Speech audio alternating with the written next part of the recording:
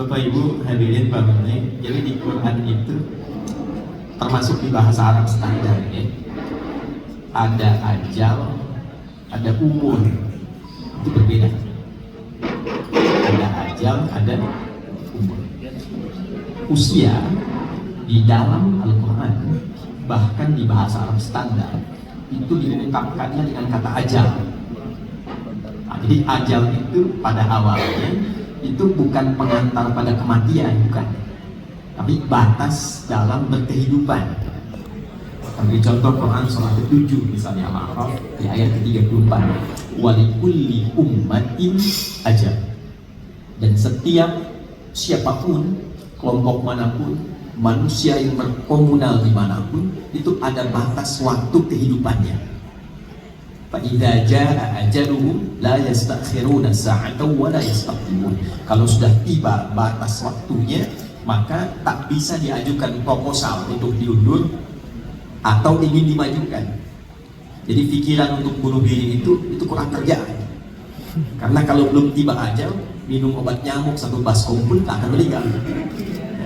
Sudah diatur itu porsinya jelas. Nah, itulah ajal. Nah, yang belum terukur itu cara kita mengisi sampai akhir batas hidup itu, bagaimana cara mengisinya?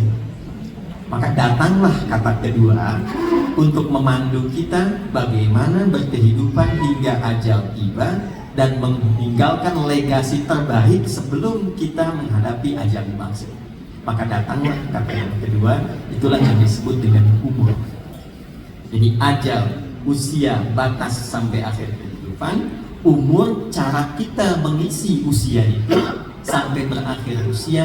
Dan umur itu secara bahasa punya 3 arti. 1, segala yang melahirkan manfaat. Dari kata amal ya'muru, di masjid itu ada DKM, Dewan Kemakmuran Masjid. Nah, makmur itu bukan ramai. Nah, kalau ramai di lapangan juga banyak, di pasar juga ramai. Tapi dari kata amal, asalnya segala yang melahirkan manfaat. Sifatnya disebut dengan umur. Jadi kalau Pak Menteri ditanya sekarang, Bapak berapa umurnya? Pertanyaan itu, sekian waktu kita hidup itu, berapa yang kadar manfaat bisa kita tampilkan dalam kehidupan. Nah, jadi standar Islam itu ketika diberikan umur, usia dalam berkehidupan, maka berupayalah untuk menampilkan asas manfaat dari ujung kepala sampai ujung kaki kita, sehingga kita punya nilai dalam kehidupan.